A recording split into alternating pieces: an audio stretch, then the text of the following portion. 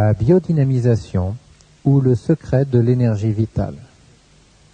Conférence enregistrée en public par Marcel Violet quelques années avant sa mort. Il s'agit d'un document historique où il fait le point des connaissances dont il disposait sur la biodynamisation. Mesdames, Mesdemoiselles, Messieurs, je veux d'abord faire une petite rectification.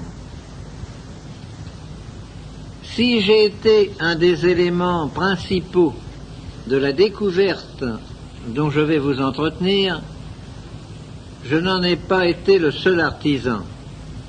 Cette découverte a pris naissance lors des travaux qu'à la section scientifique de l'armée, à laquelle j'avais l'honneur d'appartenir, nous nous livrions avant la dernière guerre et où j'avais l'honneur d'être le collègue de grands savants comme René Barthélemy, l'homme à qui nous devons le radar et la télévision, à des polytechniciens comme Christian Beau et Rabu, à des médecins presque universellement connus comme le médecin général Morel, et c'est l'association de tous ces grands esprits à la recherche de quelque chose de nouveau qui a conduit à cette découverte.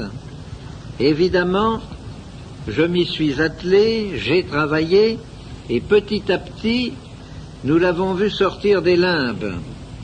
Elle apparaissait tellement extraordinaire qu'un jour, le grand René Barthélemy disait à ses collègues à l'Institut: « Je me demande si nous ne nous trouvons pas en présence de la plus grande invention du siècle. » Je répète, le mot invention est mal placé. Ce n'est pas une invention, c'est une découverte. Ce n'est pas la même chose.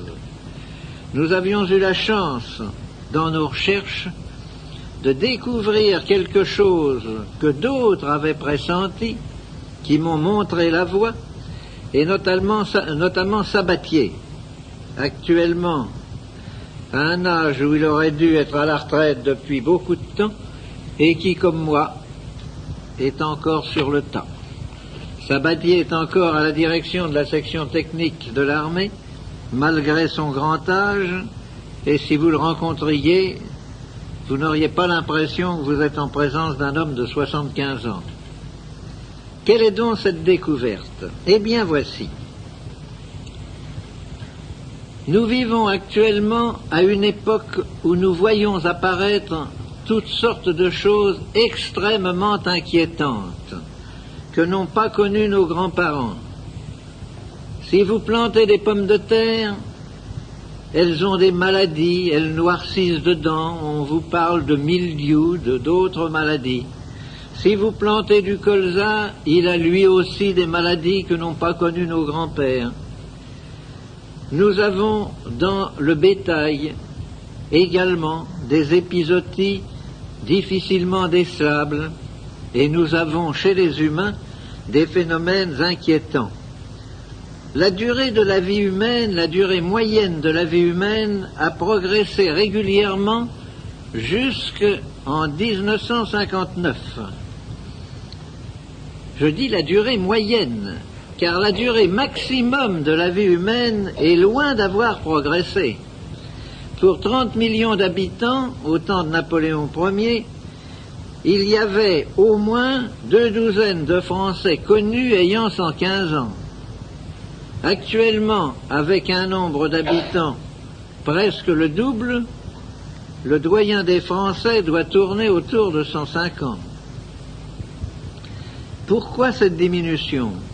Pourquoi depuis 3 ans, même la durée moyenne de la vie humaine, qui a augmenté considérablement du fait des progrès incontestables de la médecine, de l'hygiène et de la chirurgie, est-elle en train de redescendre l'éperon qu'elle avait tracé? C'est qu'apparaissent une nouvelle famille, dois-je dire de maladies, disons de phénomènes, qui sont des dégénérescences, des carences, qui ne sont pas à proprement parler des maladies, mais qui viennent diminuer le potentiel humain et faire que l'homme résiste mal. Car en effet, pour qu'il y ait maladie, il faut qu'il y ait deux choses, et ça vous le voyez tous les jours. Quand une épidémie apparaît, de grippe ou d'autre chose, à Paris, nous prenons le métro, l'autobus, c'est-à-dire que tous ceux qui mettent le pied hors de chez eux récoltent dans la journée 10 fois ce qu'il faut pour attraper la grippe ou l'épidémie qui circule. Cependant, 10, 15 ou au maximum 20% de la population tombe malade. Pourquoi? Parce que les autres avaient un terrain, une autodéfense, un tonus tel que la maladie a dû reculer. Elle a attaqué, il y a eu attaque, mais il y a eu l'autodéfense a vaincu l'attaque. Prenons un exemple où nous avons des preuves extrêmement précises. Les accidentés de la voie publique à Paris sont de toutes conditions, de tous âges. Quand on fait l'autopsie, on trouve actuellement que moins de 4% sont indemnes au point de vue pulmonaire. C'est-à-dire que 96% présentent des lésions de tuberculose actives ou cicatrisées, mais montrent qu'ils ont été touchés.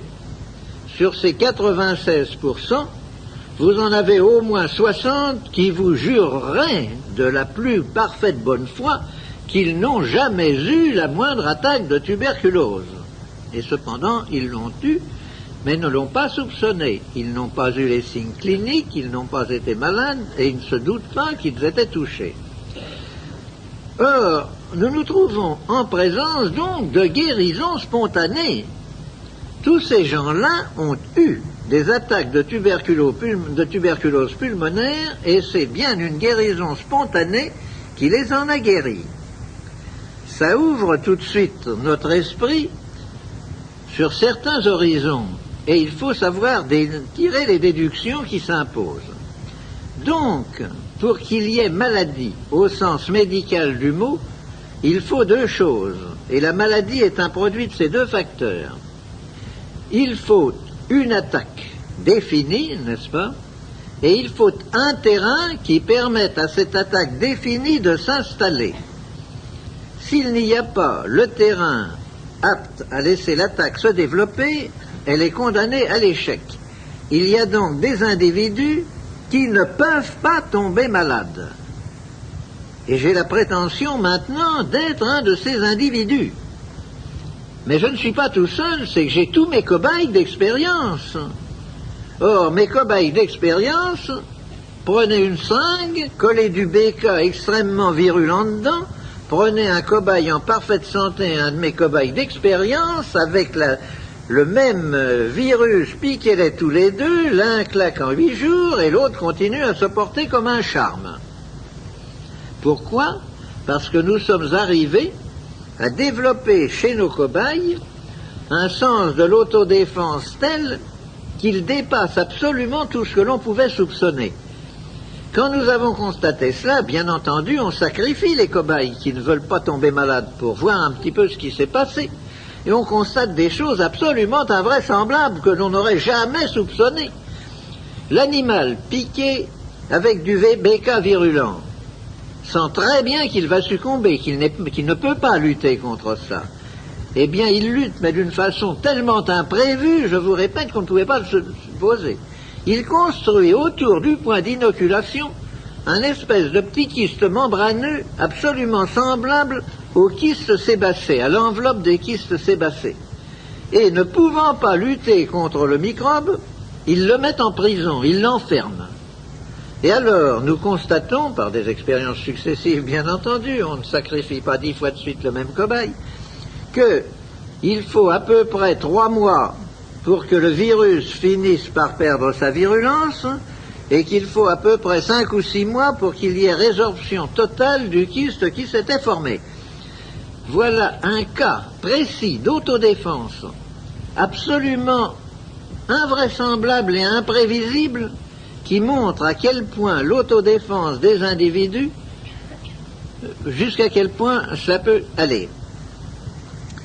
Si nous transposons cela dans le domaine humain, nous voyons des choses curieuses. Tant que je n'ai travaillé que dans le domaine humain, on m'a dit, parce que, bien entendu, chaque fois que l'on avait une guérison spectaculaire, on me disait, oui, c'est très joli, mais il faudrait un grand nombre de cas, parce que, malgré tout, même dans ce domaine, on assiste parfois à des guérisons spontanées.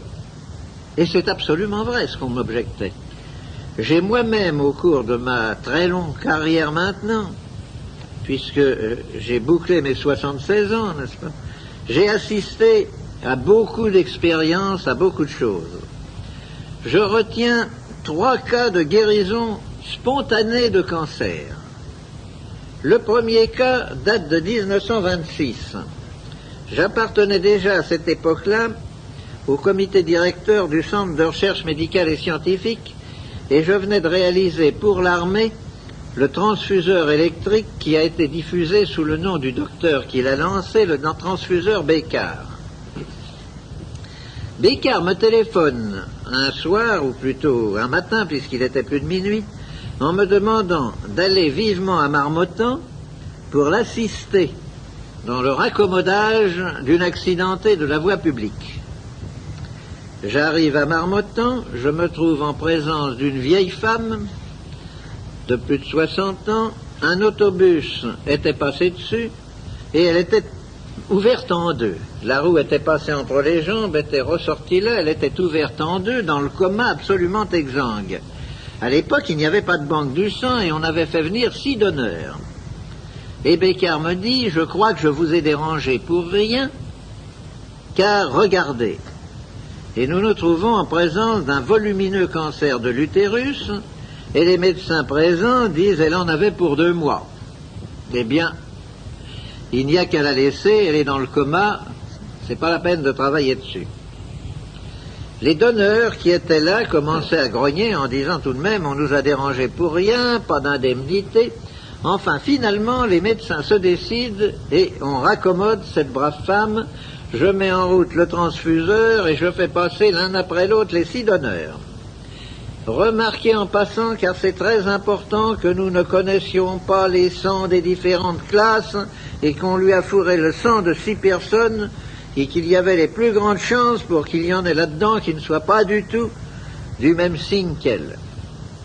Toujours est-il que je suis rentré chez moi et que 2 mois et demi ou 3 mois après, je reçois un autre coup de téléphone de Bécard me disant « J'ai quelque chose de très intéressant à vous montrer, venez donc déjeuner avec moi ». J'y vais. En traversant son salon d'attente, je ne fais pas la moindre attention à une vieille dame qui était assise sur un canapé et j'entre dans le bureau de Bécard qui me dit « Vous avez vu la dame qui est là ?» Je lui dis « Non, je n'ai pas fait attention ». Il me dit « Vous la connaissez bien, voyons ». Oh, je dis « Non, ça certainement pas ». Il me dit « Mais si, c'est celle pour laquelle je vous ai fait venir à Marmottan il y a 2 mois et demi. » Oh. Je lui dis « Mais dites donc, docteur, vanité et fragilité des diagnostics médicaux, qu'est-ce que vous m'avez dit à Marmottan ?» Elle me dit « Oui. » « Mais écoutez, me dit-il, vous avez beau pas être médecin, Violet, vous avez tout de même des connaissances suffisantes, hein, et vous avez des yeux. Vous avez vu, comme nous tous, le cancer qu'avait cette femme-là. » Ah, j'ai dit « Oui, j'ai vu, il était visible, il était gros comme la tête d'un enfant. » Et alors? Eh bien, il me dit « Il n'y est plus. » Mais elle a eu une opération, quelque chose, elle n'a absolument rien eu.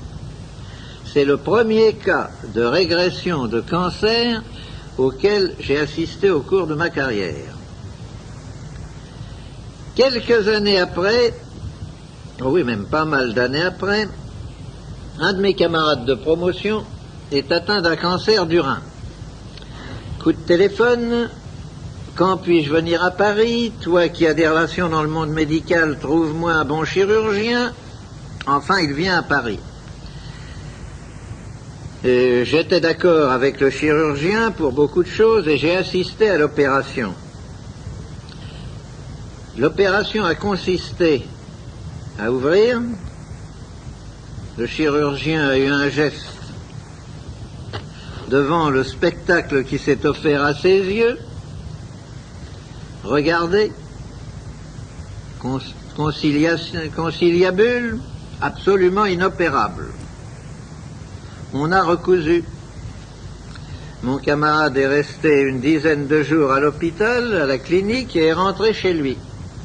Et 3 mois après, j'ai eu un coup de téléphone de lui, je ne bougeais pas, me disant de ces matins, je reçois la lettre bordée de noir. Un coup de téléphone de mon camarade me disant « Oh, excuse-moi de t'avoir laissé, je suis impardonnable, mais je veux aller à Paris d'abord pour remercier le chirurgien et te remercier toi-même vraiment devant un pareil succès. » Bon, rendez-vous est pris, je téléphone immédiatement au chirurgien qui me dit « Non, c'est pas vrai. » Je lui dis « Voilà ce qu'on vient de me téléphoner, je ne l'ai pas vu. » Ah, il me dit « Amenez-le-moi. » Je le lui ai amené, réédition du premier cas que je vous ai indiqué. Et j'en ai eu un 3e semblable. Je n'ai pas besoin de vous le donner en détail. Par conséquent, il y a donc des cas où l'autodéfense du sujet, sous l'influence d'une action extérieure, qui n'est pas définie, remarquez, si elle était définie, nous saurions guérir le cancer, d'une action extérieure mal définie, amène la régression et la disparition de tumeurs considérées comme inguérissables. Si vous admettez que l'autodéfense dans ces cas mal définis peut arriver à ces guérisons spontanées de choses inexplicables, il faut bien admettre tout de même que pour des maladies moins graves ou plus courantes, la chose est également possible. Or, tout ce que nous faisons, et que j'ai voulu vous mettre tout de suite dans le sujet, tout ce que nous faisons n'a d'autre but que d'agir sur l'autodéfense du sujet. Pas autre chose. Ce que nous avons découvert, ce qui était pressenti par Sabatier, c'est qu'il y a, au-delà des vibrations des 3 familles de vibrations connues et explorées, la première famille, les vibrations de la matière, dont la fréquence atteint 10 puissance 4. La deuxième famille, les courants électriques, dont la fréquence peut atteindre 10 puissance 12. Et la troisième famille, les champs magnétiques, dont la fréquence peut atteindre 10 puissance 24. Il y a une 4e famille de vibrations que nous avons baptisées les ondes biologiques. Et là, sans faire de science, en faisant du gros bon sens, je vais vous dire, mais nous avons des sens. Est-ce que nous les avons bien expliqués tous, mon sens? Vous savez tous que votre oreille détecte les sons, c'est-à-dire une petite plage de la première famille des vibrations de la matière. Vous savez tous que votre toucher détecte les courants électriques. Cependant, pas plus que dans la première famille, l'oreille ne détecte tous les sons, car elle ne détecte ni les infra ni les ultrasons, qui vont cependant beaucoup plus loin, puisque pratiquement la gamme de détection va de 16 à 10 000, n'est-ce pas, et non pas à 10 puissance 4. Pas plus dans la deuxième famille, les courants électriques, le toucher ne détecte toutes les fréquences. Au-delà de 100 000, nous ne détectons plus les fréquences. Les hautes fréquences traversent le corps sans provoquer ni sensation ni dégâts, et vous pouvez tirer des étincelles d'1 mètre de votre doigt si vous travaillez sur des courants dépassant 100 000 comme fréquence. Voilà déjà 2 classes identifiées grâce à 2 organes. Nous en avons un 3e qui est l'œil, qui détecte une toute petite plage de la 3e famille, une octave, n'est-ce pas, la gamme des couleurs. Avant et après, l'œil ne détecte pas. On en arrive obligatoirement à extrapoler, de dire, mais si ces 3 sens-là détectent chacun une classe de vibration, et le nez, qu'est-ce qu'il vient faire là-dedans? Eh bien, le nez, justement, c'est l'organe de détection de la 4e famille, au-delà de 10 puissance 24 et jusqu'à 10 puissance 40. Comment sommes-nous arrivés à ces chiffres, puisque je vous ai dit que nous ne pouvions pas les détecter? En effet, nos moyens d'investigation actuellement plafonnent avec beaucoup de mal à 10 puissance 24. Et René Barthélemy, dont je vous parlais tout à l'heure, a passé 6 des derniers mois de sa vie à essayer de trouver le détecteur de la 4e famille. Et il ne l'a pas trouvé, et il n'est pas encore trouvé. Nous en mesurons les effets, mais nous ne pouvons pas les détecter autrement que par les effets. Eh bien, nous pensons que ça va là parce que nous avons exploré avec suffisamment de soin tout depuis 0 jusqu'à 10 puissance 24, sans trouver ces radiations dont nous voyons les effets, mais que nous ne pouvons pas détecter. Et ensuite, parce qu'une loi mathématique, je vous ai donné les chiffres 10 puissance 4, 10 puissance 12, 10 puissance 24, ce sont les jalons d'une chaîne qui automatiquement jusqu'à 10 puissance 40 et 10 puissance 72. Il y a donc peut-être une 5e famille d'ailleurs, mais nous n'en sommes pas là, nous ne sommes qu'à la 4e. Et cette 4e famille, c'est incontestablement, ce sont les ondes vitales, ce sont les ondes qui sont à la base de la vie.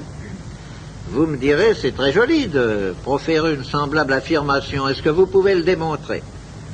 Eh bien oui, justement, c'est que nous l'avons démontré en laboratoire. Et nous ne nous prenons pas du tout pour des illuminés ou pour des envoyés de Dieu en disant que nous avons créé de la vie dans de la matière inerte. Nous avons refait en laboratoire ce qui s'est passé sur le globe alors qu'il se refroidissait petit à petit et que la vie n'était pas apparue.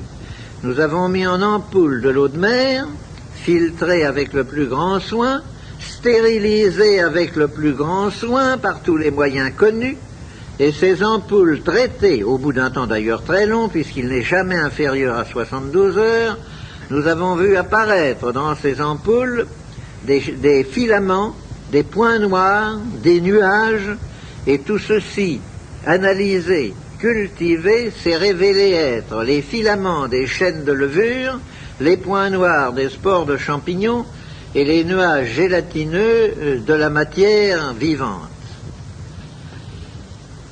Par conséquent, nous disons, la preuve est faite. Nous savons maintenant qu'il existe des ondes qui sont à la base même de la vie. Comment peut-on les utiliser? Je raconte, je me suis décidé, j'ai mis très longtemps à me décider, parce qu'évidemment, quand on dit des choses aussi étranges que celles que je viens de vous dire, on passe ou pour un fou ou pour un charlatan. J'ai la chance en France d'être suffisamment connu, d'appartenir à suffisamment d'organismes officiels, à des commissions interministérielles, à des commissions techniques, etc., pour que, lorsque je mets ma signature en bas d'un rapport, on ne dise pas que c'est l'œuvre d'un fou ou d'un charlatan. Et puis, je suis vieux, il peut m'arriver un accident, malgré que je ne me sois jamais senti aussi jeune et en aussi bonne santé, il peut m'arriver un accident, je n'ai pas voulu courir le risque que tous ces travaux disparaissent. Le danger, s'il existe, est qu'un autre, plus heureux que moi, trouve un jour l'homologue, soit de l'électroscope à feuille d'or, soit du tube à limaille de Branly, c'est-à-dire le moyen de détection directe et immédiate de ces ondes, et s'approprie la découverte. Eh bien, mon Dieu, je vous dirais que je ne le redoute pas. Actuellement, où nous en sommes, si cette chose arrive à s'imposer, c'est un tel bouleversement dans l'humanité, car jusqu'à présent, nous n'avons pas découvert avec ça le moyen de tuer les hommes, figurez-vous. Nous n'avons trouvé que le moyen de les guérir. Et c'est tellement exceptionnel à notre époque, où chaque découverte se double immédiatement d'un moyen de destruction, c'est tellement anormal que j'ai pensé que le risque valait d'être couru. Nous en sommes donc là. Mais, si vous voulez bien réfléchir, vous trouvez dans la nature toutes sortes de points d'appui et on m'en apporte tous les jours. Par exemple, si vous avez été dans une ferme un jour où l'eau tombe à seau, vous remarquez que les canards, qui avaient cependant leur bac plein d'eau et tout et qui ne l'utilisaient pas, se précipitent sous les filets d'eau qui dégoulinent des gouttières pour boire cette eau comme si c'était une friandise. Vous vous apercevez que si vous avez eu une pluie d'orage, vos salades qui végétaient la veille se mettent à pousser à grande vitesse et même à monter. Tous les maraîchers le savent bien, et dès qu'il y a une pluie d'orage, on coupe tout de suite les salades. Et les mêmes maraîchers mettent de grands bassins dans le centre de leur exploitation, peu profonds, et laissent l'eau de la ville, à laquelle ils n'auraient qu'à brancher un tuyau pour faire fonctionner leur lance d'arrosage, ce qui ne leur coûterait rien. Ils laissent l'eau séjourner là-dedans 2 ou 3 jours, avant d'amener la motopompe à essence ou électrique pour la puiser et l'arroser. Pourquoi? Parce qu'ils savent que cette eau qui a subi une exposition a acquis par cette exposition des qualités qu'elle n'avait pas, des qualités vitales. J'ai fait l'expérience suivante, qui a d'ailleurs, je travaille un peu avec Jean Rostand, qui a d'ailleurs profondément troublé Jean Rostand. J'ai fabriqué environ 2 litres d'eau en faisant brûler de l'hydrogène, au bout d'un tube d'hydrogène, en recueillant la vapeur dans un serpentin refroidi pour faire de l'eau synthétique. Dans cette eau synthétique que j'avais mis dans un cristallisoire, j'ai déposé un tétard. Le tétard a eu une brusque détente de ses 4 membres et s'est immobilisé mort. Oh. On m'a dit, c'est parce que votre eau n'est pas aérée. J'ai dit, je vais refaire la même expérience et nous verrons après. J'ai fait bouillir de l'eau pour qu'elle ne soit pas aérée, je l'ai fait refroidir et j'ai mis un tétard bien vivant dedans. Il ne s'est pas détendu d'un seul coup, il a mis 5 minutes à mourir asphyxié. Donc c'était pas la même chose. Alors j'ai aéré mon eau synthétique et j'ai remis un 3e tétard dedans. Il est mort exactement instantanément comme le premier. Alors j'ai mis mon eau synthétique dans un ballon de verre, je l'ai scellé à la flamme et je l'ai posé sur mon balcon, où il est resté un peu plus d'1 mois, c'était d'ailleurs l'été. Au bout d'1 mois, j'ai cassé la pointe, j'ai reversé l'eau dans un cristallisoire et j'ai mis un tétard dedans, puis 2, puis 3, et tout ça, ça a frétillé, ça a prospéré admirablement.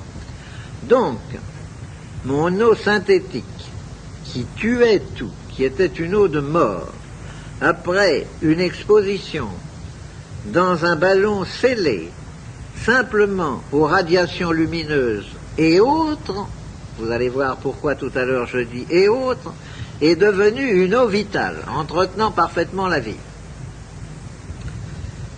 J'ai commencé toute une série d'expérimentations sur les différentes couleurs du spectre. Et au cours d'une expérience que l'on aurait dit ratée, interrompue par un coup de téléphone intempestif, au cours de laquelle j'avais recouvert mes préparations d'une peau de cobaye tendue sur un cadre, j'ai constaté des choses invraisemblables. Quand je dirigeais un rayon lumineux sur une petite collection de microbes qui me servait d'expérience dans des petites chambres humides pour voir les effets, et vous savez qu'il y a des microbes qui aiment l'oxygène, d'autres qui ne l'aiment pas, qui fuient, n'est-ce pas? Pour voir les effets du rayon lumineux sur les microbes, eh bien par exemple, disons qu'un rayon qui semblait les attirer vers un brin d'algue du fait des phénomènes de photosynthèse que le rayon lumineux provoquait sur le brin d'algue, quand j'ai arrêté le rayon lumineux, il fuyait. J'en ai tiré la conclusion qui s'impose. Il y avait donc associé au rayon lumineux un rayon pénétrant, puisqu'il traversait la peau de cobaye tendue, dont l'action était brutale, marquée de sens contraire à l'action initiale, c'est-à-dire dont la somme algébrique avait changé de sens. On a refait l'expérience et il a bien fallu constater qu'en effet ça se passait comme ça.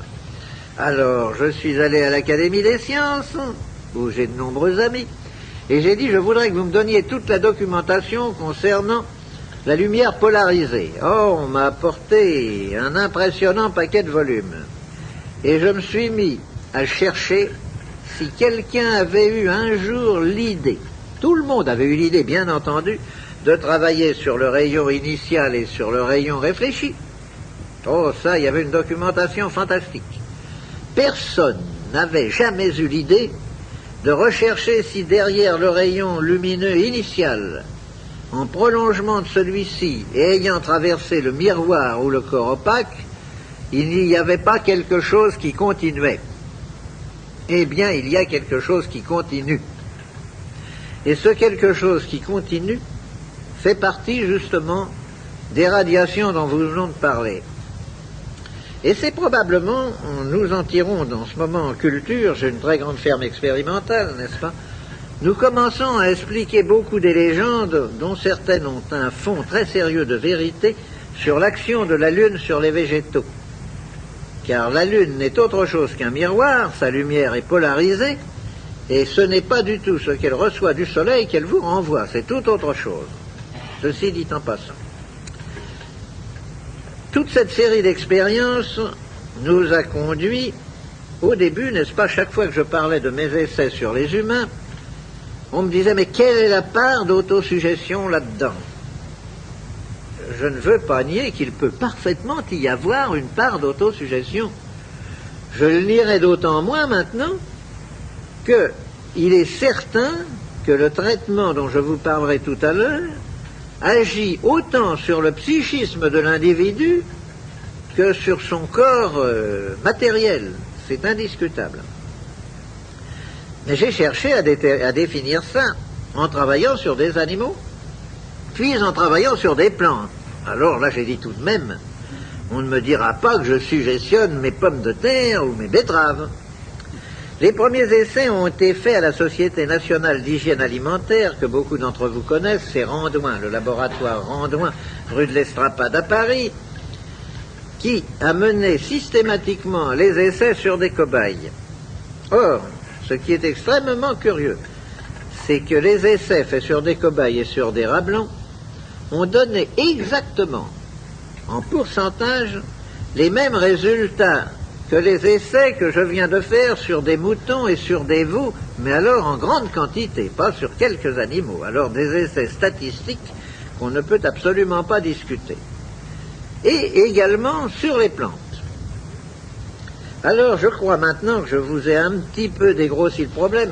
Vous savez, quand on m'a dit « Voulez-vous venir faire une conférence ?» j'ai répondu « Moi, je ne suis pas conférencier.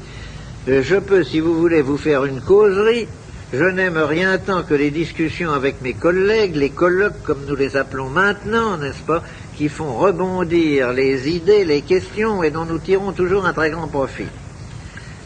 Et voyez, je n'ai pas de notes. Il m'est absolument impossible de lire une conférence ou de suivre des notes. Depuis les années où je travaille mon sujet, j'en suis évidemment très rempli, je n'ai qu'à puiser là et là un exemple, une anecdote, ça m'est beaucoup plus facile que de lire quelque chose. Il faut donc que nous rentrions maintenant, que je vous dise tout de même de quoi nous parlons. Je vous ai parlé de radiation. Et alors, ces radiations, qu'est-ce que c'est? Comment les avez-vous? Eh bien, nous les avons de la façon suivante. Ces radiations, elles font partie de ce que l'on appelle, et là, ne me demandez pas une explication, car le plus grand savant de notre époque ne pourrait pas vous la donner, de ce que l'on appelle le rayonnement cosmique. Or, le rayonnement cosmique, nous ne savons pas ce que c'est. Nous savons en extraire quelques particules, quelques petites choses. C'est comme si un clochard au bord de la Seine, ayant pêché des bouchons à Bercy, prétendait, parce qu'il a pêché des bouchons dans la Seine à Bercy, savoir ce que c'est que la Seine, pour pouvoir vous dire ce qu'elle débite, quel est son cours ou quelque chose. Nous n'en savons rien du tout. Et nous découvrons tous les jours des choses nouvelles que nous n'expliquons pas. Par exemple, tenez, toujours une incidente en passant, au Palais de la Découverte à Paris, où ils ont des appareils scientifiques extrêmement précis, j'emporte un jour 1 litre d'eau traitée. Il y avait là plusieurs grands professeurs, je leur dis, voulez-vous essayer de regarder ce qu'il y a là-dedans? Ils ont commencé par me dire, nous trouvons un champ magnétique négatif très distinct tout autour de la bouteille. Ah. Ensuite, nous sommes allés à un appareil qui mesure les arrivées de corpuscules, de rayons cosmiques, et qui mesure 110 arrivées en 10 minutes avec une grande régularité de jour comme de nuit. J'ai dit, voulez-vous s'il vous plaît mettre un cristallisoire plat sur cet appareil et mettre de l'eau ordinaire dedans? On l'a fait, 110 arrivées en 10 minutes. Bien, nous remplaçons l'eau ordinaire par de l'eau traitée. 85 arrivées en 10 minutes. Explication? 0. Constatation, c'est tout. Nous ne pouvons absolument rien expliquer. C'est d'ailleurs excessivement fréquent que nous ne puissions rien expliquer dans ce domaine. Donc, nous sommes arrivés à capter et non pas à fabriquer, car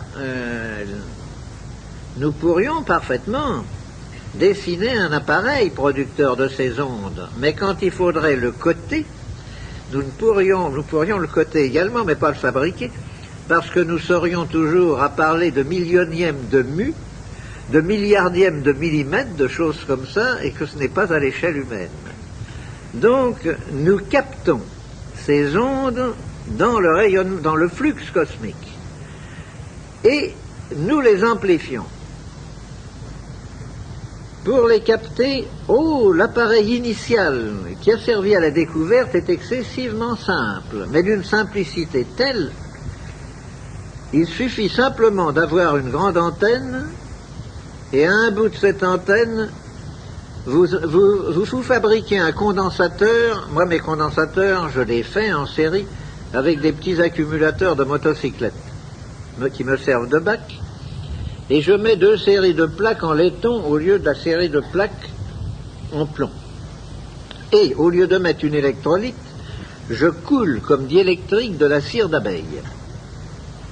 Or, le phénomène que je vais vous décrire ne se produit rigoureusement qu'avec de la cire d'abeille et rien d'autre. Quand vous avez fait un condensateur ainsi constitué, si vous analysez à l'oscillographe cathodique la décharge, vous constatez ceci. Si vous en faites un semblable avec de la paraffine, avec de l'huile, avec tout ce que vous voudrez, vous le chargiez et que vous le déchargiez, vous avez un beau sinusoïde amorti, n'est-ce pas, de la décharge. Mais quand vous mettez de la cire d'abeille, au lieu d'avoir ce joli trait net de sinusoïde amorti, vous avez un trait énorme et flou. Ce trait énorme et flou, photographié au millionième de millimètre, se révèle être fait par des oscillations d'une invraisemblable fréquence qui chevauchent le trait initial et le transforment en ce trait énorme et flou. Et alors, vous en comptez, sur un seul élément de la sinusoïde, vous en comptez 200 ou 300. C'est-à-dire que la fréquence est absolument invraisemblable.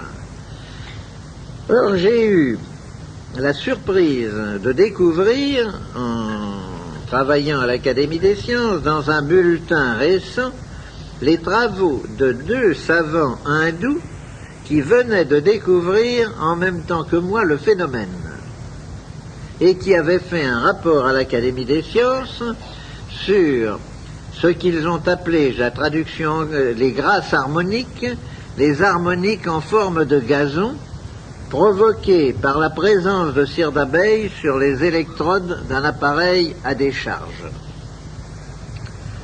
Il est évident que ces ondes, ces fréquences, nous nous trouvons maintenant, nous y sommes dans notre famille d'ondes biologiques. Nous faisons donc, je vous ai dit ce qu'était le premier appareil. Une antenne, un condensateur à 2 bornes. À l'autre bout du condensateur, il y a un bout de fil. Ce bout de fil, on a cherché qu'est-ce qu'il pouvait bien y avoir dessus. Et là, les surprises, alors, ont dépassé toutes nos connaissances. Nous n'avons rigoureusement rien trouvé. Rien, avec les moyens d'investigation les plus parfaits à notre époque. Mais nous avons découvert que si vous trempiez ce fil dans l'eau, ce fil métallique, il se mettait à fondre dans l'eau. Mais d'une façon telle que des pesées successives arrivent à déterminer avec précision la courbe de fusion, et quand il cesse de fondre, on sait que l'eau est en son maximum de charge. Puis nous avons découvert autre chose. Un beau jour, nous avons découvert que un crayon d'électricien chercheur de pôle s'allumait sur le fil où il n'y avait aucune espèce de courant décelable. Je suis allé chercher, ça c'était dans les travaux avec Barthélemy. Barthélemy m'a dit, nous allons tout de suite avoir la fréquence. J'ai une collection de lampes étalonnées à toutes les fréquences. Et il me fait apporter une boîte d'environ 1 mètre carré dans laquelle il y avait une infinité de petites lampes étalonnées à toutes les fréquences, de lampes à néon. Nous en prenons une et elle s'allume. Barthélemy me dit ça, alors tombé du premier coup juste sur une telle quantité, il y en avait peut-être 1000 là-dedans. Il me dit c'est invraisemblable. Mais je lui dis essayez-en une autre. On en essaie une autre totalement différente, elle s'allume. Elle s'allumait toutes. Tous ces détecteurs d'une fréquence définie s'allumaient toutes sur le fil de l'appareil. Et comme nous restions devant une dernière lampe allumée, là, à discuter, nous avons vu la lueur baisser et la lampe s'éteindre. Ah, qu'est-ce qui se passe? On avait beau la mettre, elle s'éteignait, elle ne s'allumait plus. Ben, elle est grillée, on en met une deuxième qui fait la même chose, une troisième, une quatrième. Barthélemy me dit, il va falloir qu'on a l'impression que ces lampes à vide, que vous avez introduit quelque chose dedans, il n'y a plus de vide, elles ne fonctionnent pas.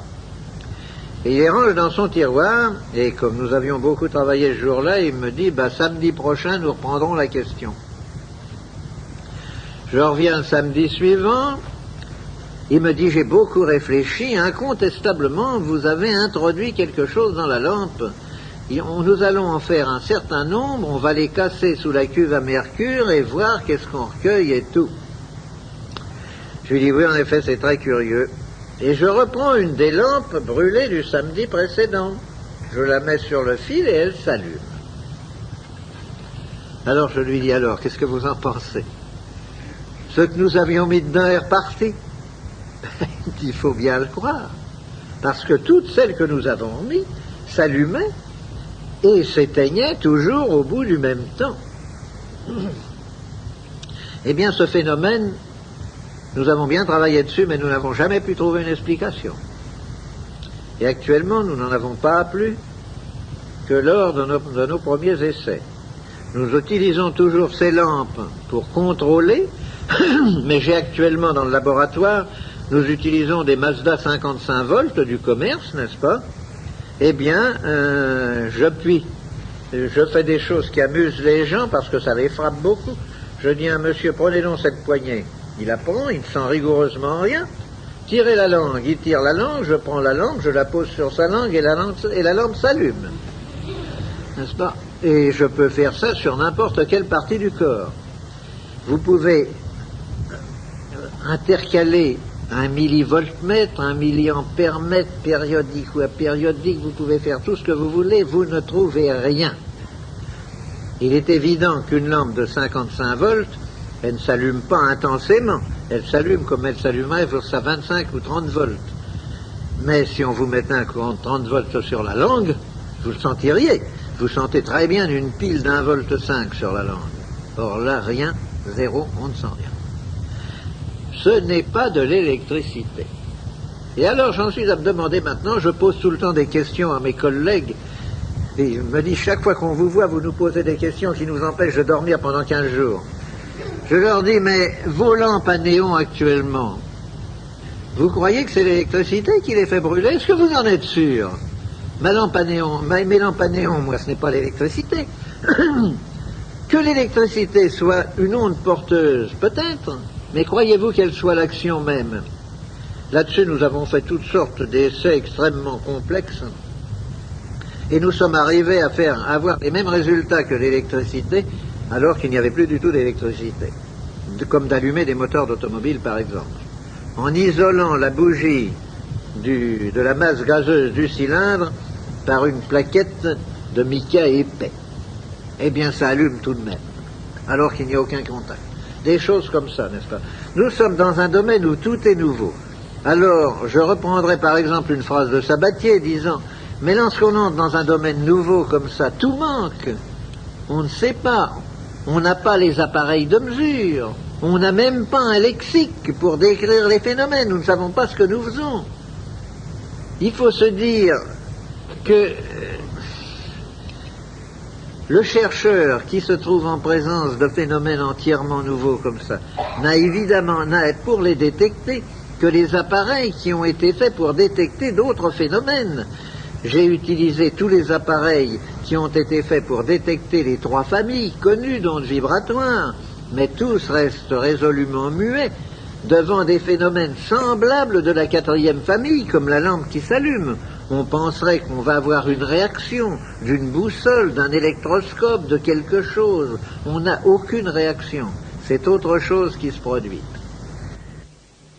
Ceci conclut la première phase de cette conférence.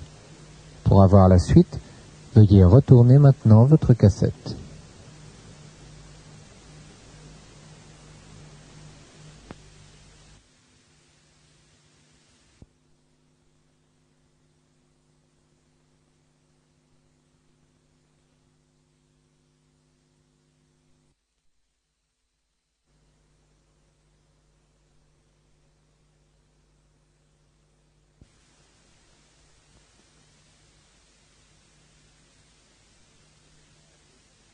La biodynamisation ou le secret de l'énergie vitale, face B. Dans ce domaine, tout n'est pas rose, n'est-ce pas, quand on travaille dans un domaine aussi étrange. Je me souviens d'un samedi, puisque c'est surtout le samedi que je travaillais avec René Barthélemy, où René Barthélemy, après toute une matinée où nous avions accumulé des résultats qui n'étaient pas ceux que nous cherchions, me dit, écoutez Violet, arrêtons, aujourd'hui j'en ai assez, j'ai la tête comme ça.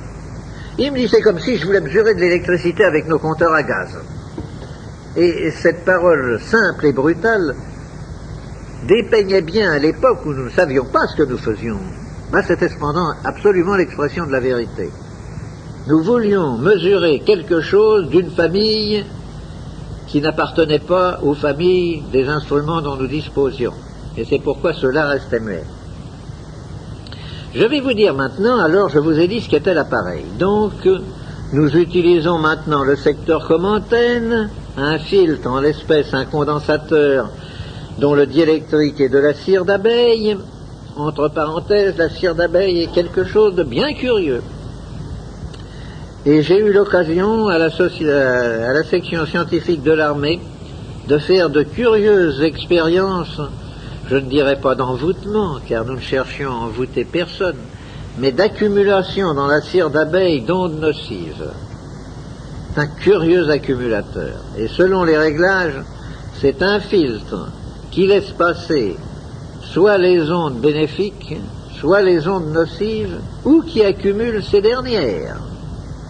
Et un morceau de cire d'abeille traité de cette façon, si vous le mettiez dans votre poche, je vous verrai revenir une heure après comme un très haut militaire dont je vous tairai le nom, qui était un esprit fort et qui se moquait de nos diableries, et comme nous attirions son attention sur le danger que présentaient ces diableries, il a voulu montrer qu'il était brave, il a dit, bien moi je le mets dans ma poche, ouais, puis nous en reparlons la semaine prochaine. Il n'a pas attendu la semaine prochaine, une heure après il apparaissait verdâtre et visiblement en mauvais état, il a remis le morceau, il a dit, vous ne m'y reprendrez plus avec vos diableries. Et celui-là, ce n'était pas l'autosuggestion, parce qu'il était absolument convaincu qu'il allait... Ça n'allait rien lui faire du tout, n'est-ce pas? Non, donc l'appareil, j'en reviens tout de même à la même chose, il y a toujours nous utilisons le secteur comme antenne, comme dans la plupart des appareils de TSF modernes. Nous avons le filtre en question, et alors cet appareil excessivement simple est d'un rendement désastreux. Pour traiter le contenu d'un verre d'eau, vous mettrez 3 semaines. Vous y arriverez, mais vous mettrez 3 semaines. Il fallait trouver un accélérateur. Nous avons cherché beaucoup de choses. Et nous en avons trouvé un, le premier que j'ai trouvé, c'est un appareil, c'est un brouilleur de TSF que nous avions pris aux Allemands à la fin de la guerre. Cet émetteur, qui émet sur une très grande longueur d'onde avec énormément d'harmoniques, branché aux 2 pôles du filtre, augmente, multiplie immédiatement d'une façon invraisemblable le rendement de l'appareil. Si vous voulez, je me sers souvent de cette expression. Je dis, si vous voulez tamiser de la farine, si vous avez un tamis posé là et si vous versez votre farine dessus, il va en passer un petit peu, puis ça s'arrêtera tout de suite. Si vous voulez tamiser la farine, il faut secouer le tamis, n'est-ce pas? Eh bien, nous secouons le tamis, le filtre électrique, en envoyant dedans une infinité de longueurs d'onde, et nous supposons, car nous supposons toujours, que quand une harmonique ou une longueur, probablement une harmonique, car les longueurs sont trop basses, quand une harmonique arrive en résonance avec la fréquence que nous recherchons, il se produit un véritable coup de bélier électrique semblable à un coup de bélier hydraulique, et quelque chose passe d'une façon importante dans le tamis. Nos premiers appareils ont été faits comme ça, et nous avons longtemps fait de l'eau avec ce procédé. Et alors, c'est là que nous avons pu voir, dans un laboratoire de l'école polytechnique qu'on avait bien voulu mettre à ma disposition, nous avons fait les pesées systématiques de fusion des électrodes dans de l'eau tridistillée sous l'action de ces appareils. Et quand nous avons eu des pesées, quand nous avons pu dire, eh bien, nous avons mis dans ce litre d'eau tant de milligrammes d'or, immédiatement, le préparateur me dit, nous allons vérifier. Il prend un réactif qu'il met dans la bouteille, et au lieu de voir apparaître la coloration rouge que nous attendions, rien. Ah! L'or n'était plus sur l'électrode, et le réactif se refusait à le détecter dans la bouteille. Barthélemy, appelé à la rescousse, me dit évidemment, vous avez transformé de la matière en énergie, vous ne pouvez pas la retrouver, le réactif agit sur la matière à l'état matière, vous ne pouvez pas la retrouver. La bouteille est mise là avec une étiquette et un beau jour, environ 3 mois après, en arrivant au laboratoire, nous voyons la bouteille toute rouge. L'or était revenu à son état d'or. Et nous avons pu constater en même temps que l'eau avait perdu toutes ses propriétés. Elle n'agissait plus, elle n'avait plus aucune action sur les êtres vivants, sur les graines, sur tout ça. Elle a donc été pendant 3 mois dans un état où elle agissait, et alors elle n'agissait plus. Maintenant, nous savons pourquoi, n'est-ce pas, toutes ces questions ont été élucidées. Nous savons quelle est la durée de l'eau. Nous savons pourquoi on ne retrouve pas les métaux, parce que nous avons défini d'une façon précise qu'entre l'énergie qui est à une extrémité de la chaîne et la matière stable qui est à l'autre extrémité, il y a des plans énergétiques différents qui vont en dégradant l'énergie, et à un moment donné, il y a une frontière bien nette où la molécule de matière passe de l'état de molécule à l'état naissant, c'est-à-dire de molécule vivante, à l'état de molécule à l'état né, c'est-à-dire de molécule morte. Et nous avons pu situer très exactement cette frontière. C'est déjà quelque chose. Par exemple, nous avons pu situer, et là, maintenant qu'on le dit, mais tout le monde dit, mais c'est absolument évident, quand vous chauffez de l'eau à 63 degrés, vous la tuez. 63 degrés, c'est la température de pasteurisation. C'est la température où l'on supprime toute vie. C'est la frontière entre la vie et la mort, entre l'énergie et la matière à l'état stable. Évidemment, maintenant, quand on y pense, c'est tout naturel, mais enfin, il fallait le découvrir, n'est-ce pas? Alors, je vais vous citer maintenant les grandes expériences qui ont amené, alors, à ce que j'appelle, avec mon esprit scientifique et cartésien extrêmement poussé, non pas la période de certitude, mais la période de conviction. La période de certitude, nous l'aurons quand nous aurons découvert l'appareil de mesure. Mais tout de même, quand vous encerclez un problème, quand vous faites une hypothèse de travail, que vous l'encerclez d'une multitude d'expériences et que toutes confirment l'hypothèse, et qu'aucune ne vient l'infirmer, on peut dire que même en l'absence d'expérience décisive et définitive, on est dans la période de conviction sérieuse. Or, la période de conviction, elle a commencé il y a 15 ans. Pendant la dernière guerre, la direction de l'armement m'avait mis à la direction de l'usine Simca pendant la période française de la guerre. Pendant la période d'occupation, j'ai pris la direction de l'usine Técalémite d'Orly. Et là, j'ai eu en juillet 42 un infarctus du myocarde assez grave puisque je suis resté 6 heures dans le coma.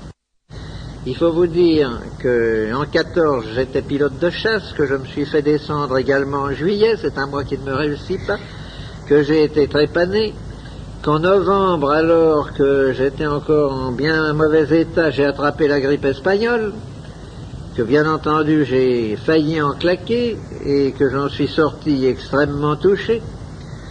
Disons que le bilan médical n'était pas très brillant. Le centre de recherche médicale et scientifique auquel j'appartenais, où j'avais comme collègue le professeur Porte, le président de l'ordre des médecins en France, me regardait d'un œil très inquiet. Bien entendu, j'ai dû arrêter tout travail et je suis devenu un très vieux monsieur. Si vous voyez mes photographies de l'époque, j'ai à peu près 20 ans de moins qu'aujourd'hui, de plus qu'aujourd'hui. Et en 45, ça allait tellement mal que Porte a dit à ma femme, si Monsieur Violet a des précautions à prendre, Madame Violet, il faut les lui faire prendre vite. Qu'est-ce que vous appelez vite, docteur? 2 mois, peut-être 3. Or, à l'époque, j'avais déjà constaté que cette eau avait une action indiscutablement tonique sur les organismes vivants, mais quand j'ai parlé à des médecins de faire des essais, ils ont levé les bras au ciel, en me disant « Ouh, pensez-vous que nous allons utiliser ça? Vous nous dites vous-même que vous êtes à des fréquences au-delà des rayons X. Or, vous savez ce qu'ont donné les séquelles des rayons X, n'est-ce pas? Il faut faire toutes sortes d'essais avant parce qu'on ne sait pas et tout. Mais moi, qui voyais très bien où j'en étais, j'ai dit les séquelles, ça peut intéresser d'autres, les résultats, retardement, ça peut intéresser d'autres. Moi, actuellement, ça ne m'intéresse pas, tant pis. Je risque le paquet. Et je me suis mis à boire de cette eau d'une façon d'ailleurs absolument déraisonnable. Le résultat est absolument stupéfiant. 4 à 5 mois après, je ne présentais plus la moindre trace de l'infarctus du myocarde. Je n'avais même pas dans les diagrammes ce qu'on appelle la cicatrice de l'infarctus.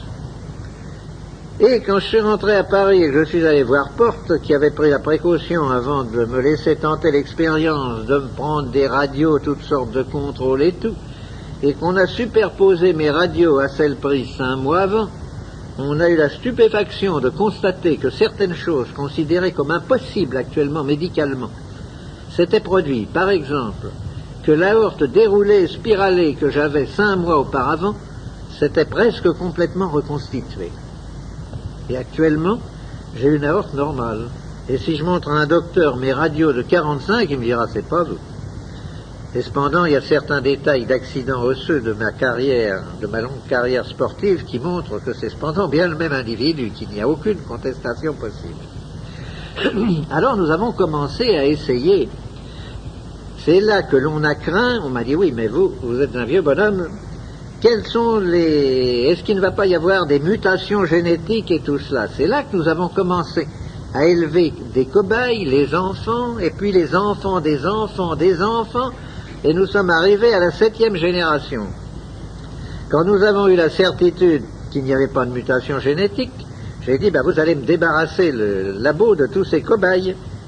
Nous avons offert aux laboratoires qui les achètent des cobayes en leur disant, contrairement à ce qu'on vous offre habituellement, ce n'est pas du cobaye juste d'arriver à l'âge adulte, il y en a, mais il y en a qui se portent admirablement, que nous avons élevés pour faire des recherches sur les modifications génétiques, ça ne fait rien, ça va très bien.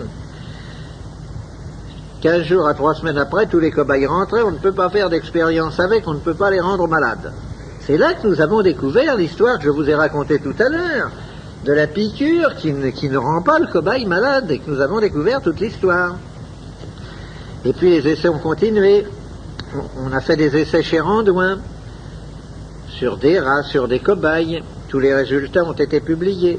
Et puis un jour, un docteur m'a dit, moi je risque le paquet. Cet homme-là, je vais vous dire son nom parce qu'il l'humanité lui doit quelque chose d'énorme. Sans lui, ça ne se serait pas développé comme ça. C'est le docteur Ghislain, le député maire de Roubaix, médecin-chef de l'hôpital de la Fraternité à Roubaix, qui est le plus grand hôpital de France. Il m'a dit, envoyez-moi vos appareils, il n'y a qu'un moyen de savoir si vraiment vous ne vous trompez pas. Nous allons mettre tout l'hôpital pendant 6 mois au régime de votre eau.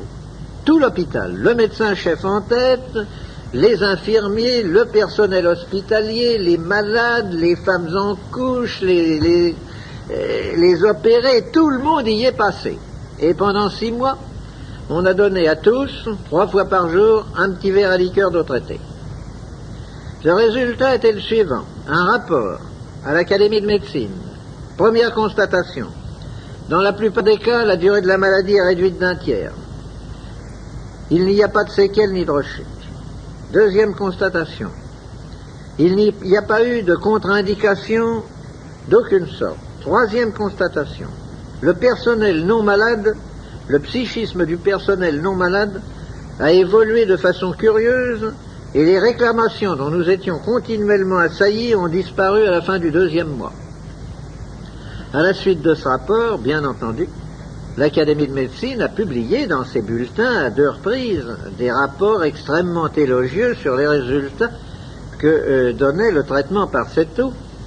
Et dans mon pays, la sécurité sociale a cru qu'elle allait faire quelque chose. Monsieur Legras, qui est le président de la Caisse nationale de la sécurité sociale, a dit, grâce à ça, nous allons dépeupler un peu les hôpitaux, nous allons faire de la place.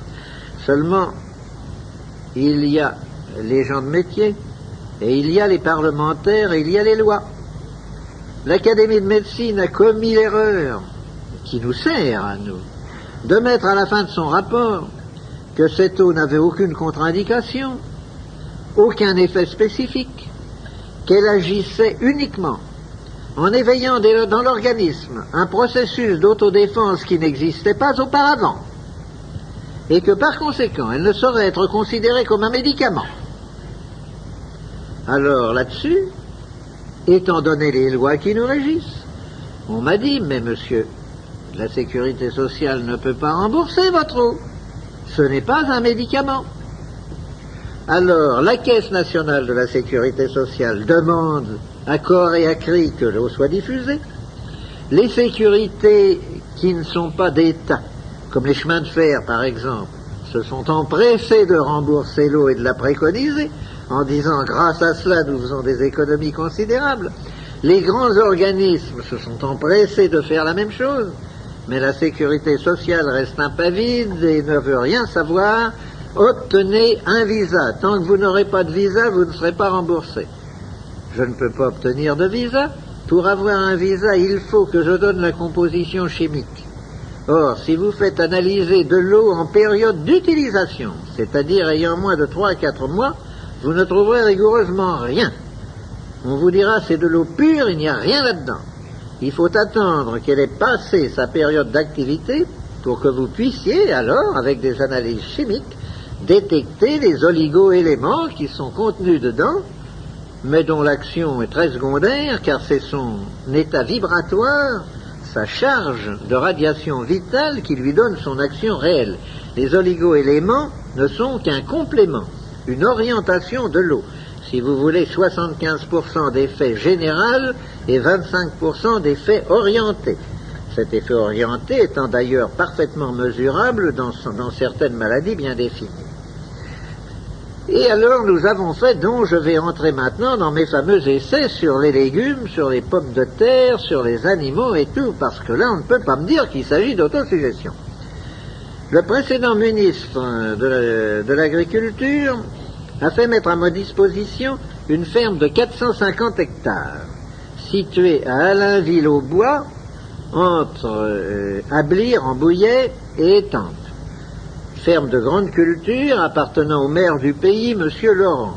Par exemple, il a 740 brebis, pour vous donner une idée du volume des essais que nous faisons. Nous avons fait les essais suivants. Parlons d'abord des essais sur les légumes. Nous avons fait, par exemple, des essais sur des champs d'orge, de blé, de toutes sortes de choses, toujours de la même façon. Dans un champ bien homogène, ayant par exemple 35 ou 40 hectares, on le divise en 3 bandes, il a été labouré, fumé, préparé de la même façon, et on ensemence ces 3 bandes avec les mêmes semences, dont l'une a subi un trempage d'une nuit dans de l'eau préalablement traitée par moi. C'est tout. Et on attend pour voir ce qui va se passer. On voit que la partie traitée lève beaucoup plus vite que les autres parties.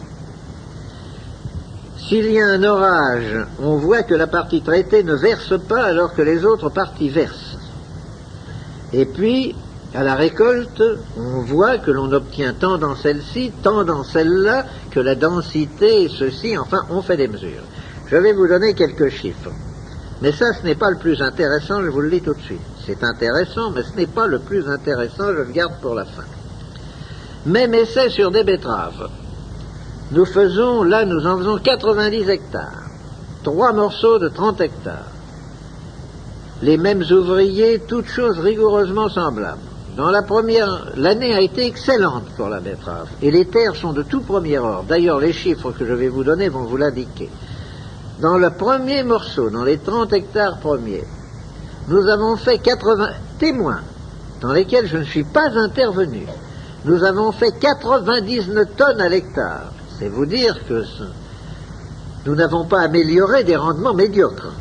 Quand il s'agit de jouer sur un chiffre pareil au départ, je vous avoue que quand on a eu fini la récolte de la première tranche, j'ai été plus qu'inquiet en disant c'est pas possible, nous ne ferons jamais mieux. La deuxième tranche, même graine, ayant passé la nuit dans l'autre été. Et nous avons tout de même fait 113 tonnes à l'hectare, 14 tonnes de plus. Et dans la troisième branche, alors là, incroyable, où nous avions, en plus du trempage initial de la graine, fait une pulvérisation à raison de 10 mètres cubes à l'hectare, donc une toute petite pulvérisation, nous avons récolté 126 tonnes à l'hectare. Mais alors que dans le premier morceau, nos betteraves faisaient très régulièrement 2 kilos, à quelques grammes près. Dans le deuxième, elles faisaient très régulièrement 2,2 kg. Nous avons ramassé dans le troisième des betteraves de toutes dimensions, dont un grand nombre atteignait 8 kilos. C'est-à-dire un gigantisme démesuré. Ceux d'entre vous qui liront ce livre verront dedans une photographie de carottes, faite sur la carotte de nos marchés, des carottes de Croissy. Nous avons fait la même expérience. La carotte de Croissy est généralement récoltée quand elle pèse 40-50 grammes au maximum. Si vous en oubliez une en terre, vous arriverez à une carotte qui atteindra peut-être 180 grammes, mais ça sera un morceau de bois, vous ne pourrez pas la manger, elle sera fendue, ligneuse et tout. Et nous avons récolté des carottes d'1,2 kg parfaitement tendres, dans le même délai de 8 semaines que nos carottes témoins. La photographie est sur une des pages. Vous voyez que c'est déjà pas mal, mais ça n'est pas le plus beau. Le plus beau, je l'ai gardé pour la fin, parce que vraiment, il est beau par ses résultats, mais surtout par ses conclusions. La Terre est en train de subir une période de dégénérescence qui n'est probablement pas momentanée. Elle a vieilli, elle reçoit en quantité réduite les ondes vitales. Une zone isolante s'est constituée dans l'ionosphère.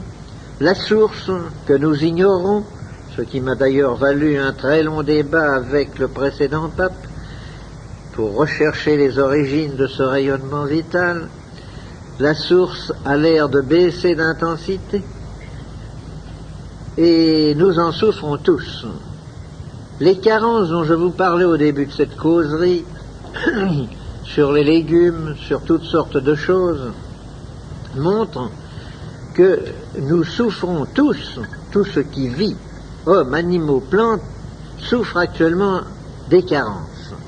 Or, brusquement, nous avons fait des expériences qui ont intéressé au plus haut degré le Comité national de la santé publique en France, et notamment son vice-président, le Dr Teil. Vous savez que quand on plante des pommes de terre, si vous en gardez de votre récolte pour les planter, vous aurez une deuxième récolte plus mauvaise que la première. Et si l'on insiste, c'est une catastrophe. Or, voilà l'essai que nous avons fait. Nous l'avons fait à ma ferme et nous l'avons fait au Centre national de recherche de la pomme de terre à l'Institut de Saint-Germain-Chambourcy. Je vous cite différentes choses un peu en désordre parce que je ne sais pas trop comment les organiser. Vous savez d'abord que pour qu'une pomme de terre germe, il faut que le sujet qui a donné naissance à cette pomme de terre est au moins 3 mois pleins en terre. À moins de 90 jours, une pomme de terre que vous remettez en terre ne germe pas, elle pourrit. Les pommes de terre traitées par nous, ou provenant de pommes de terre traitées par nous, germent à 55% à 75 jours. C'est déjà quelque chose d'énorme. Nous avons donc planté ensemble des pommes du plan neuf de Hollande et à côté du plan neuf traité par nous. La récolte a été très sensiblement meilleure dans le plan traité par nous. Nous nous y attendions, c'était très bien. Mais nous avons dit, nous allons les replanter pour voir un petit peu ce qui va se passer. Oh, ben vous allez avoir bien moins bien. Nous les avons replantés, après avoir retraité la récolte, bien entendu. Nous avons eu 6% en tonnage de plus que du plan neuf à nouveau. C'était déjà bien. C'était surtout bien parce que le plan neuf, il en faut 36 000 francs dans un hectare, tandis que le morceau de récolte que vous représentez ne représente que 6 000 francs. C'est donc déjà très intéressant.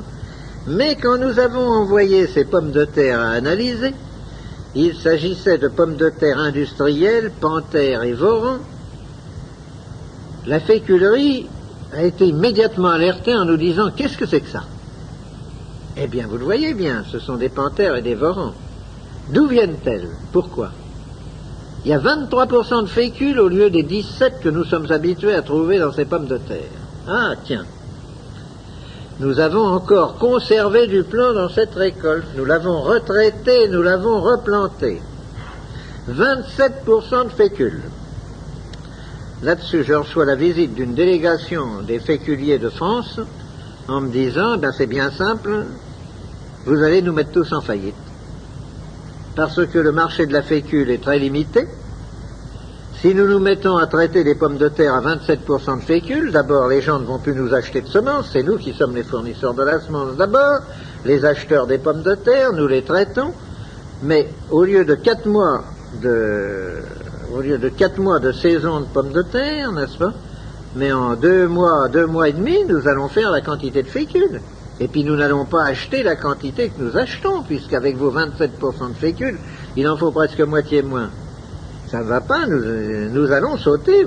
Si vous répandez votre procédé, nous allons sauter. J'ai dit, vous n'allez pas sauter parce que vous faites le raisonnement que tout le monde a fait chaque fois qu'il y a eu l'apparition d'un progrès. Qu'on fait les tisserands de Lyon quand le métier mécanique est apparu. Or, il y a actuellement 3 ou 4 fois plus de tisserands que quand il y avait le métier à main, n'est-ce pas? Chaque fois qu'une nouveauté apparaît, évidemment, elle bouleverse les états de choses. Il faut évoluer, il faut se reconvertir. Vous vendez la fécule très chère, ce qui limite ses emplois à très peu d'industrie, car l'alimentation n'en consomme qu'environ 3%. 97% vont à l'industrie. Par conséquent, la fécule est limitée par son prix.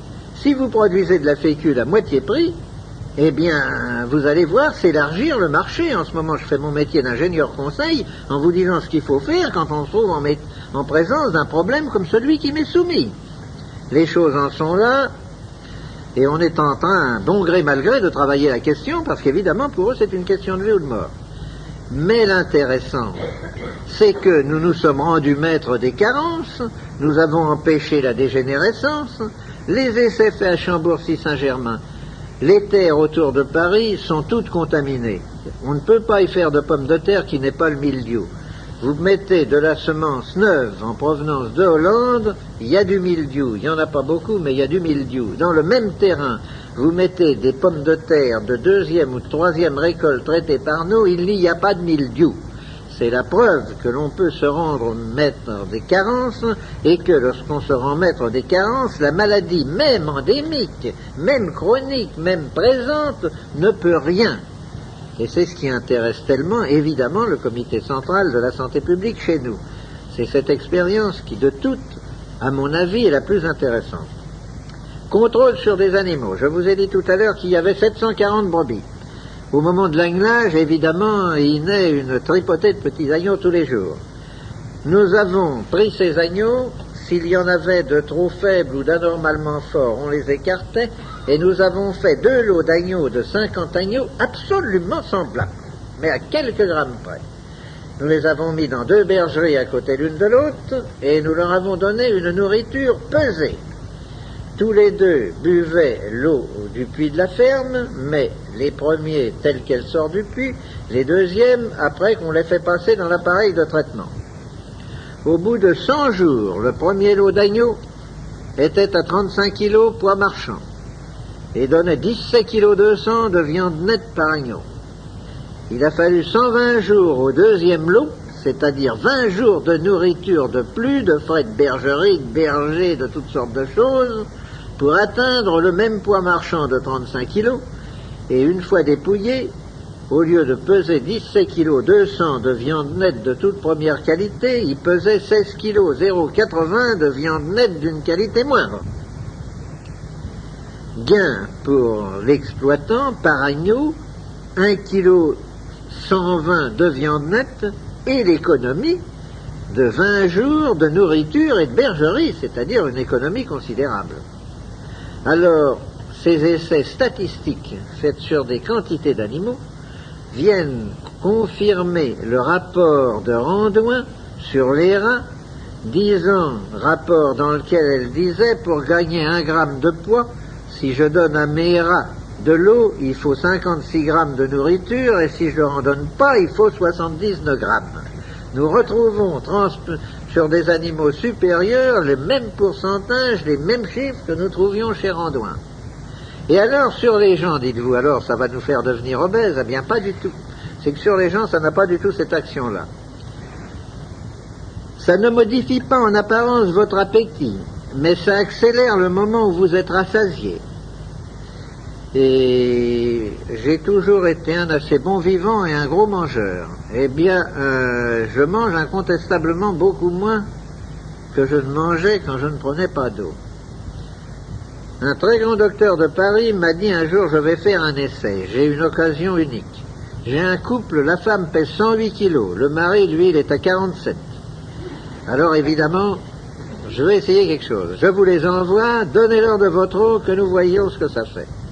D'abord, il a fallu dépenser énormément de salive pour leur faire comprendre qu'ils devaient boire l'eau tous les 2 de la même bouteille. Le mari me disait comme un leitmotiv, mais si ça fait maigrir ma femme, moi ça va être une catastrophe pour moi. J'avais beau lui dire, mais non, c'est un régulateur glandulaire, elle est trop grosse, il y a des glandes qui ne marchent pas, vous êtes trop maigre pour la même raison, mais ce sont d'autres glandes, on va remettre votre hypophyse en route et vous allez voir, enfin il ne comprenait pas, mais il l'a fait tout de même. Mais le résultat a été ce que Gautier attendait.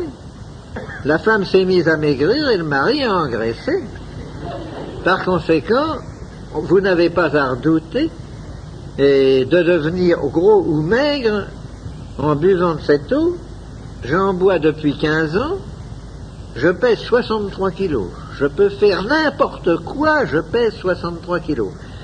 Mes fonctions officielles en France m'amènent à assister beaucoup plus souvent qu'à mon tour à des réceptions, à des banquets, à toutes sortes de choses, et à faire beaucoup d'écarts de régime. Ça n'a absolument aucune espèce d'importance. J'ai ma femme, je vous dirais que ça fait 42 ans que je suis marié, n'est-ce pas? Je ne vous dis pas son âge, mais vous le déduirez facilement. J'ai ma femme ses amis sont extrêmement étonnés qu'elle puisse manger des petits gâteaux, de la crème, être très gourmande et tout, et rester non pas maigre, car elle n'est pas maigre du tout. Elle mesure 1,67 m et elle pèse 58 kilos, mais elle peut faire également tout ce qu'elle veut.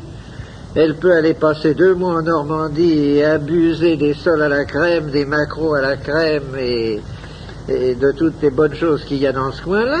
Elle ne bouge pas d'un gramme. On dirait que c'est un régulateur, n'est-ce pas? L'eau agit, je redis les paroles de l'Académie de médecine, n'est-ce pas, comme quelque chose qui augmente l'autodéfense, le tonus de l'individu, qui éveille dans l'organisme un processus d'autodéfense qui n'existait pas auparavant et qui augmente l'action des médicaments. Par exemple, il y a des phénomènes curieux. Si vous prenez la dose du soir simplement dans de l'eau sucrée avec un peu de fleur d'oranger, ce que faisaient beaucoup de nos grands-mères, eh bien, vous obtenez un excellent sommeil.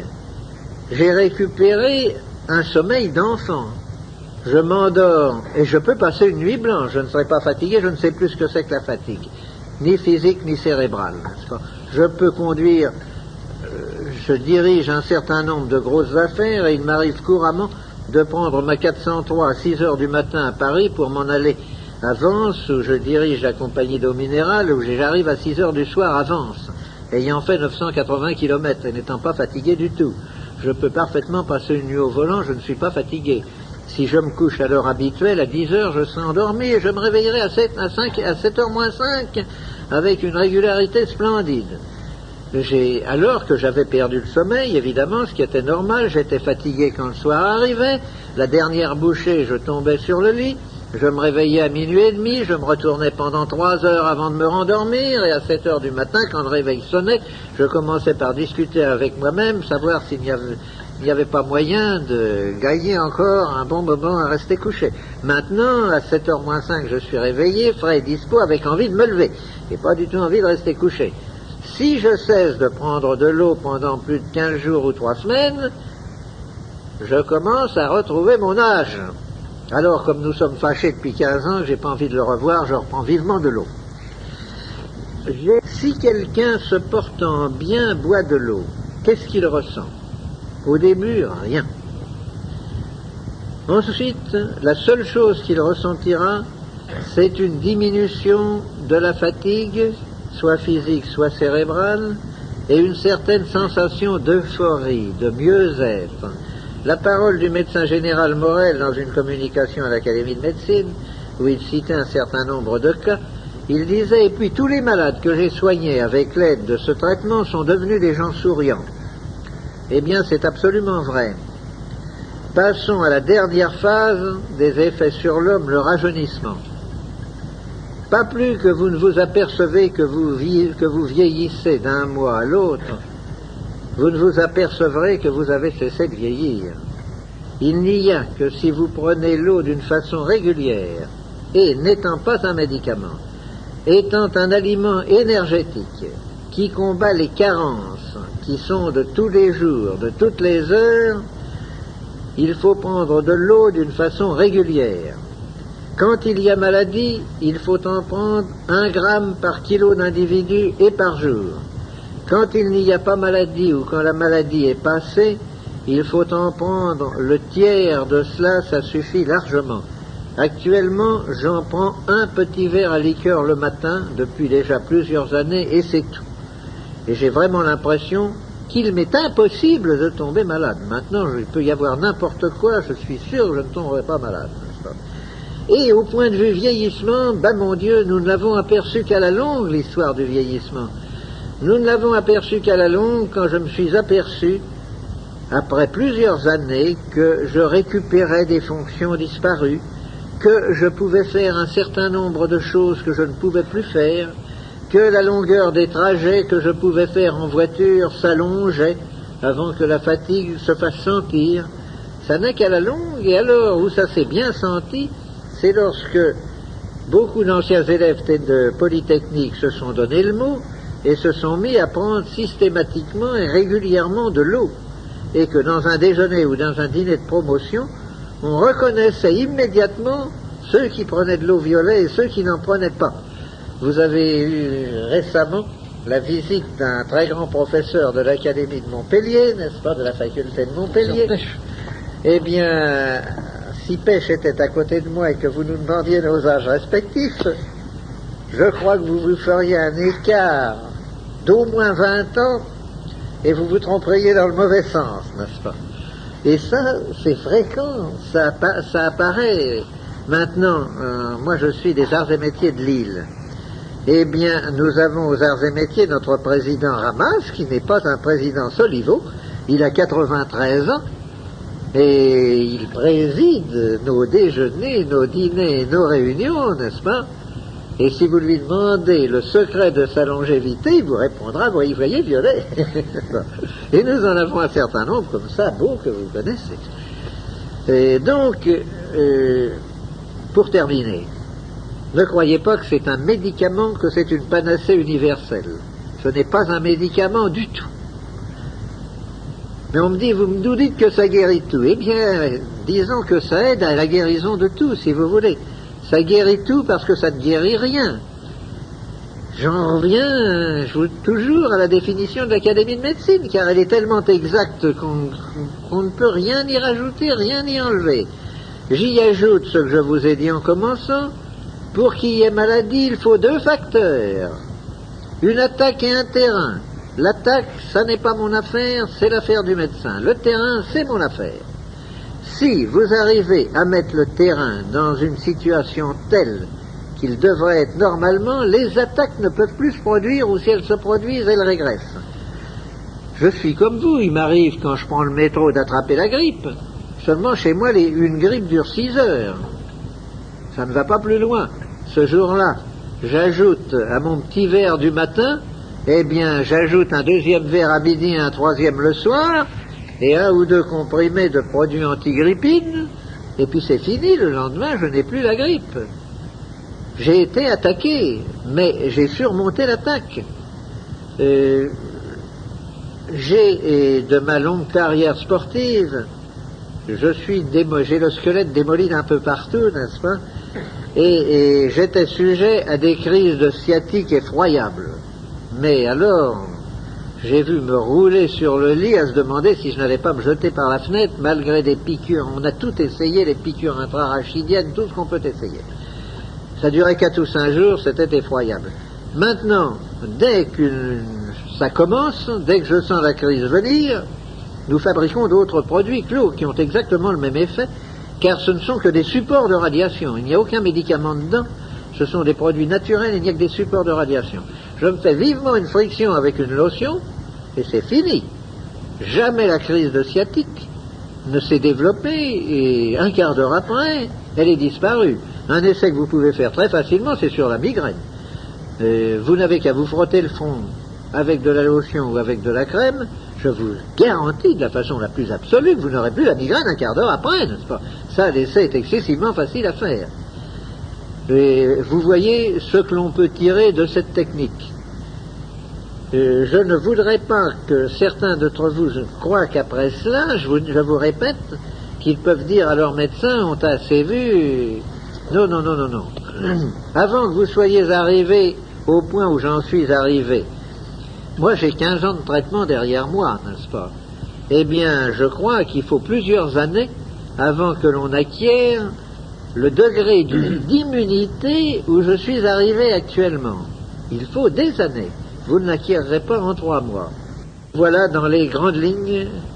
Oh, je ne suis bien loin de vous avoir tout dit. Je vous dis, il faudrait parler des heures, et encore on n'aurait pas tout dit.